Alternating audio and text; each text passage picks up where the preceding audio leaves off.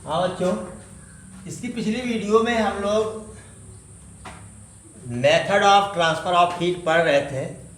इसमें पहला मेथड हम लोग पढ़ चुके थे, कंडक्शन मेथड। ठीक है, उसको हम लोग पढ़ चुके थे। अब हमको पढ़ना है कन्वेक्शन मेथड। क्या का दूसरा मेथड है कन्वेक्शन और तीसरा मेथड है रेडिएशन। तीन मेथड होते हैं, तीन मेथड से हीट ट्रांसफ़र होती है, कंडक्शन, कन्वेक्शन एंड रेडिएशन। तीन मेथड। तो एक मेथड कंडक्शन तो हम लोग पिछले वीडियो में पढ़े हैं, दूसरा मेथड कन्वेक्शन मेथड है। क्या है? Mode of transfer of heat in which hot molecules take place of cool molecules is called convection method. In liquid heat transfers by this method. This method मतलब convection method, by convection method कर देते हैं, bye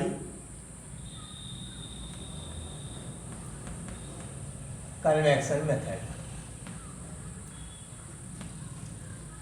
इसमें क्या है? Mode of transfer of heat, उष्मा स्थानांतरण की वह विधि जिसमें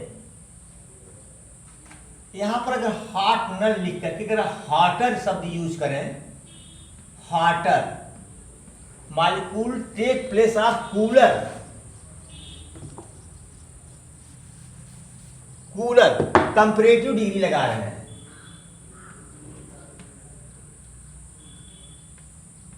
कूलर मॉलिक्यूल्स। हाँ, इसमें उष्मा स्थानांतरण की वह विधि जिसमें अपेक्षाकृत कम गर्म वालों अपेक्षाकृत कम गर्म अणु अपेक्षाकृत अधिक ठंडे अणु का स्थान लेता है, उसे हम कन्वेक्शन मेथड कहते हैं। Liquid heat transfers by convection method. Liquid में ही नहीं, एयर में भी है। In liquid and air, liquid और हवा में हीट का ट्रांसफर किसके द्वारा होता है? कन्वेक्शन मेथड के द्वारा होता है। अब बेटा देखो, हमने ले लिया एक टब, इसमें भर लिया पानी, इसको चूल्हे पर हमने रख दिया।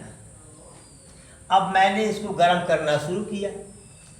अब देखो, जो मॉलिक्यूल गर्म हुआ वो तो ऊपर उठ गया, फिर ठंडा मॉलिक्यूल इसके जगह पर आ गया। ठीक, फिर यह गर्म हुआ, फिर ये ऊपर उठा, फिर यहाँ ठंडा मॉलिक्यूल इसके स्थान पे आया। मतलब जो गर्म होता है ऊपर जाता है, ठंडा नीचे बैठता है ना। ठीक है, तो ऐसे सारे के सारे मॉलिक्यूल्स आते हैं, यहाँ से हीट लेते हैं चले जाते हैं, आते हैं हीट लेते हैं चले जाते हैं। ठीक है, और यह स्थिति होते होते पूरा पानी आपका क्या होता है? गर्म हो जाता है। एक स्थिति आती है, उबलने लगता है। यह क्या है? इसमें क्या है? ठंडा मॉलिक्यूल गर्म मॉलिक्यूल का स्थान ले रहा है।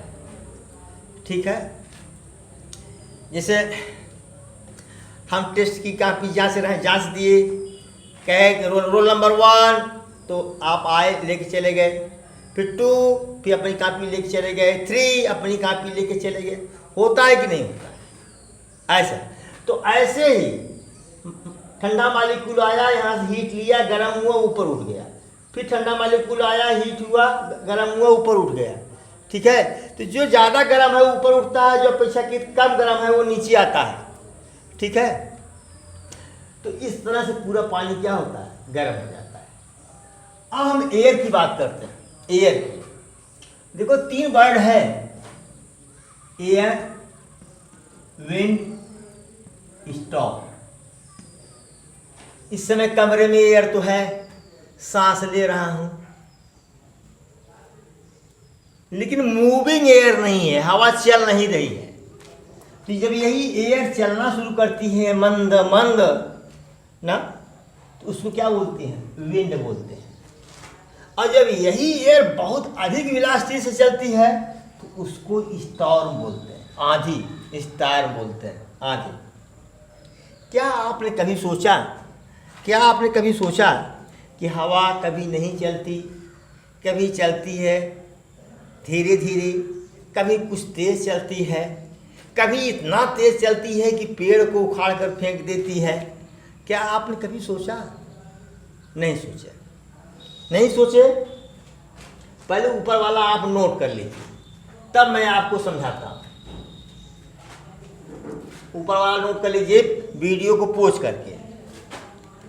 अब मैं आपको समझा रहा हूँ।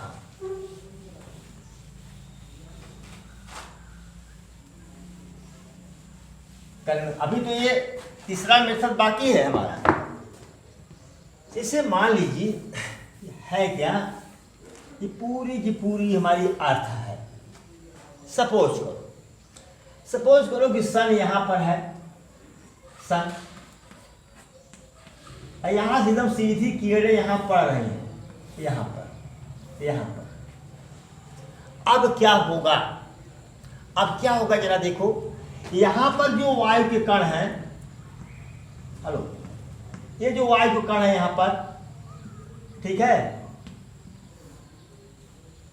ये वायु के कण है, ये सब गर्म हो जाएंगे। क्या हो जाएंगे? गर्म हो जाएंगे ना। तो जब गर्म होंगे तो क्या होंगे? सब ऊपर उठेंगे। क्या होंगे? ऊपर उठेंगे। जब ऊपर उठेंगे तो यहाँ जगह खाली होगा कि नहीं? जगह खाली होगा। तब क्या, ये जो ठंडे मालिक्यूल हैं, इस सर से इसका जगह लेने के लिए चल पड़ेंगे। क्या करेंगे? ये चल पड़ेंगे। चल पड़े, हवा चल दी, अरे यहाँ भी हवा लगने लगी हमको, सही में। चलो भाई, अभी हवा चल दी, क्या करने के लिए? इसका स्थान लेने के लिए। समझ में आया? हवा गर्म होकर के ऊपर उठी। तो आपका मौसम विभाग कहता है कि फला जगह पर वायु दाब कम है, जिसके कारण वहाँ आंधी आने की संभावना है। स्पीड भी बता देते हैं कि आंधी की स्पीड इतना होगी, तो यहीं से कैलकुलेट करते हैं कि यहाँ वायु दाब घटा हुआ है। ठीक, ये तो हवा मैंने चलाया, पता चला कि बहुत यहाँ तक बहुत अधिक मात्रा में ये हीट, क्या हुआ? वायु के अणु गर्म हुए और ऊपर उठ गए। जब ऊपर उठ गए तो यहाँ बहुत अधिक खाली स्थान हो गया। और जब बहुत अधिक खाली स्थान हो गया तो इसको लेने के लिए यहाँ की इधर की जो हवाएं हैं बहुत तेजी से चली, पेड़ों को उखाड़ते हुए सर से इसको यह स्थान घेर लेती है। जब यह स्थान भर जाता है, जब अब कहोगे साहब यह स्थान भर गया तो इधर का भी तो वायु दाब कम हो गया। नहीं भाई, फिर इधर से पूरा चक्कर लगाता रहता है ऐसे राउंड पर राउंड, ठीक है। तब धीरे धीरे आंधी ऐसे जगह भरता गया, आंधी की स्पीड घटती गई आकर के रुक जाता है। तो ये हीट के ट्रांसफर के कन्वेक्शन मेथड का कारण है आंधी, हवा का बहना, ठीक है। लास्ट मेथड आपका आता है क्या? Radiation method. क्या? तो mode of transfer of heat without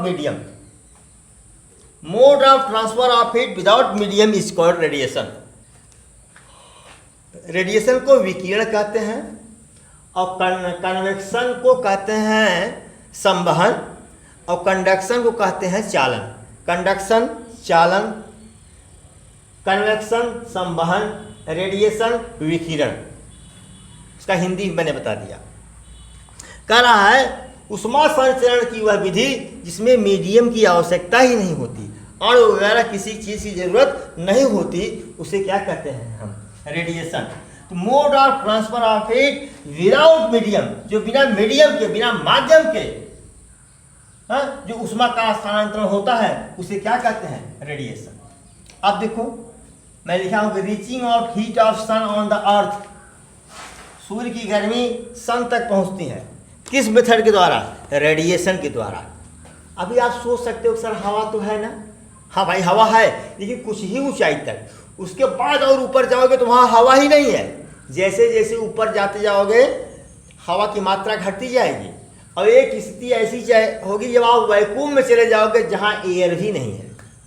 सोचो, आप सुने होंगे ना कि मून पर एयर नहीं है, तो मून और पृथ्वी और चंद्रमा और पृथ्वी और सूर्य के बीच में ही तो है, पहले पड़ जाता है वो। मान लो घूमता रहता, हमेशा सीध में नहीं होता है, हमेशा सीध में नहीं होता है, तो मून तो पृथ्वी से काफ़ी नज़दीक है, वहीं एयर नहीं है, तो सूर्य के पास तो कहाँ एयर होगा। मतलब कि हीट के ट्रांसफर का वह मोड जिसमें मीडियम की ज़रूरत नहीं होती, उसको क्या कहते हैं, रेडिएशन कहते हैं। आपसे पूछ सकता है कि सन रेज किस मेथड से अर्थ तक पहुंचती हैं, तो आप कहेंगे बाई रेडिएशन। किसके द्वारा? By radiation. ये आपका पार्ट 3 हुआ। पार्ट 4 में अगले वीडियो में आप पढ़ेंगे एक्सरसाइज, अभ्यास प्रश्न। Thank you so much for watching video.